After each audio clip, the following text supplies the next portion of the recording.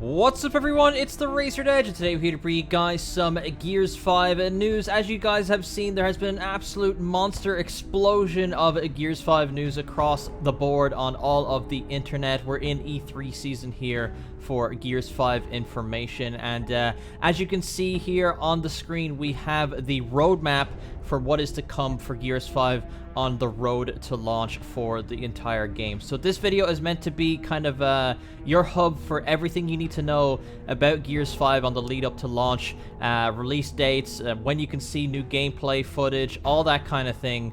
So stay tuned here for all that. Be sure to drop a like on the video if you're excited for some more Gears 5 information and to help support the channel. So right now, it's E3 season, and we're getting an absolute influx of Escape gameplay, which is the brand new 3-player co-op mode, and we've also been told about the map builder and a whole bunch of stuff. There's so much information out there about Escape, but right now we're here to talk about the future, like what's coming up. So we're currently experiencing all of the brand new Escape news, but coming up in July, this is the juicy part for a lot of you guys, is when we get our hands on versus modes, when we get our hands on the technical alpha, which is kind of what we would know as a multiplayer beta, but they're calling it a technical alpha this time around. I know when the Coalition released the Gears of War 4 beta before, they were criticized a bit because the game actually was in an alpha state, but Rod Ferguson ended up coming out and saying that it actually was an alpha,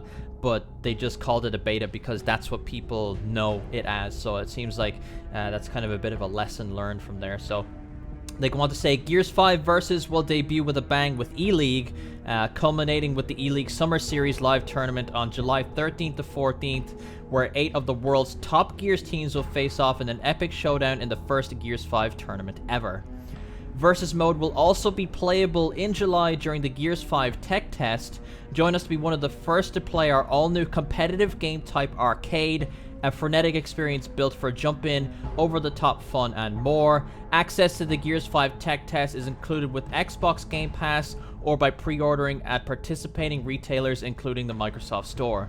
So as you heard there, the Gears 5 tech test, aka the Gears 5 multiplayer beta, will be available to jump into during July, and will also be the premiere of a brand new mode in Gears 5 called Arcade, and it's only described as a frenetic experience built in for jump in and over the top fun. So we know nothing about it yet. Will it be an elimination mode like old school Gears? Will it be kind of another take on competitive Gears? Will it be kind of just something that's kind of wacky? Who knows? It's hard to tell at this point, but Arcade sounds like something that's kind of going to be a bit of a cluster, and in a good way, I have to say. But moving on to August, which is where we get our first look at Horde Mode in Gears of War 5, or Gears 5. I need to stop saying Gears of War 5. I'm so in the habit of doing that.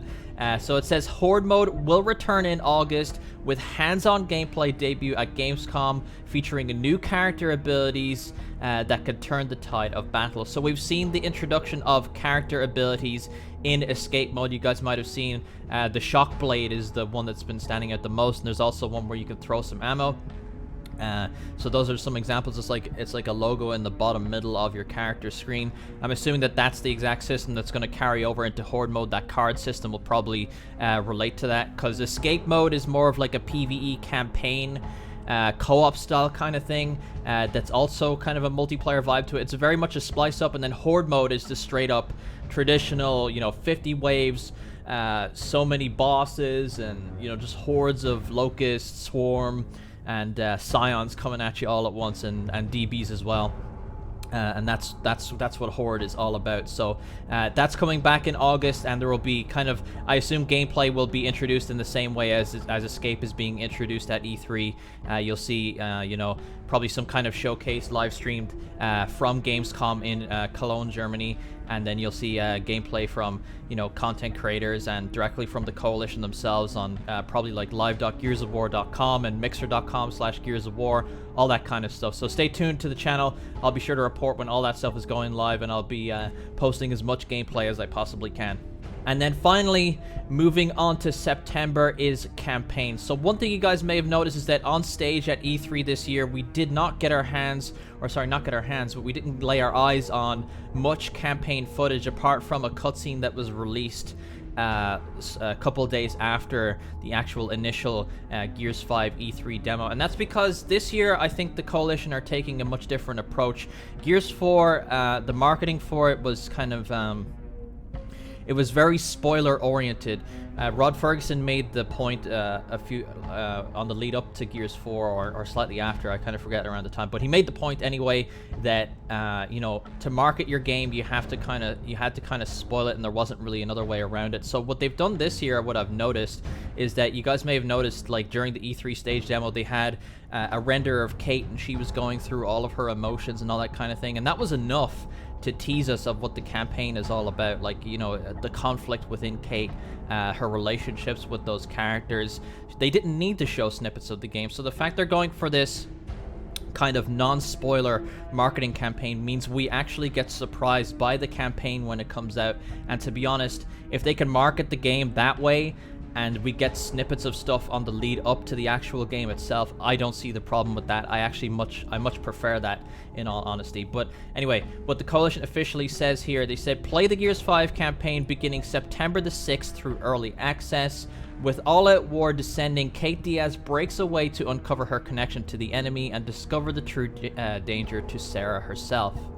This is the biggest Gears campaign ever and the first to feature a 3-player split-screen campaign co-op. Okay, so there's confirmation of 3-player campaign co-op, which is something I didn't notice yet.